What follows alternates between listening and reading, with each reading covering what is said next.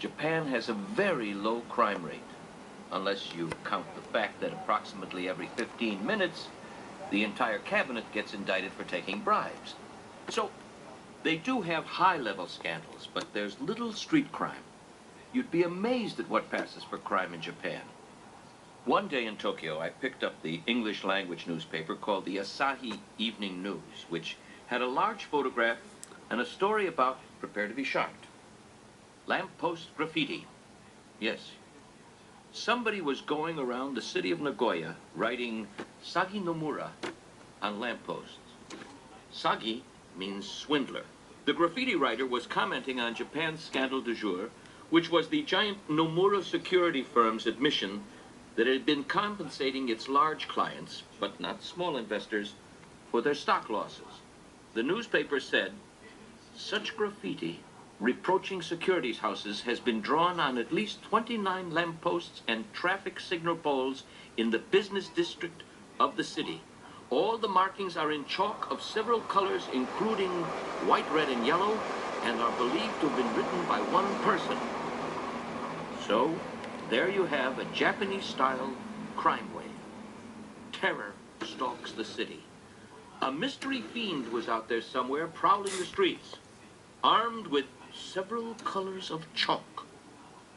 For some reason, this story was not reported in the United States, possibly because at that time, the news media here were too busy updating the public on the number of heads found in Jeffrey Dahmer's refrigerator.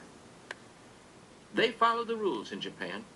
More than once in Tokyo, late at night, I saw lone pedestrians standing on corners with no traffic in sight, waiting patiently for the light to change so they could cross the street legally. In every city, we saw bicycles left unattended everywhere, unlocked. People there just don't think about theft. In Kyoto, we spent a couple of days with a wonderful guide named Kunio Kadowaki, who hardly ever locked his van, despite the fact that it was equipped with a TV, a VCR, a phone, and other expensive electronic gadgetry. I told him that in American cities, it's common for people to remove their radios when they leave their cars. Ha ha, he said, that's very funny. Kunio is the only person I've ever met who, when he laughed, actually said, ha ha, just like it says in books. Kunio said, the reason people don't steal in Japan is basically that the social and economic penalties for any kind of non-conforming behavior are extremely high. In Japan, you have one race, one time zone, he said. Everybody is expected to act the same. Everybody must fit in. There are no wild cards here. I asked him how Americans compared to Japanese. He laughed. Ha ha, all Americans are wild cards. In Japan, he said, you're simply not allowed to screw up. If a Japanese boy stole a bicycle, the parents would be horrified and ashamed beyond Western comprehension. They'd rush over to the victim's house bearing gifts and apologizing profusely, because if the victim decided to press charges, the boy would never be able to get into good schools and therefore would never get a good job. His future would be trashed because of a bicycle. In Japan, if you have one bad spot in your life, it's very difficult to get it back, Kunio said. If it's reported in newspaper, the boy's life is almost over.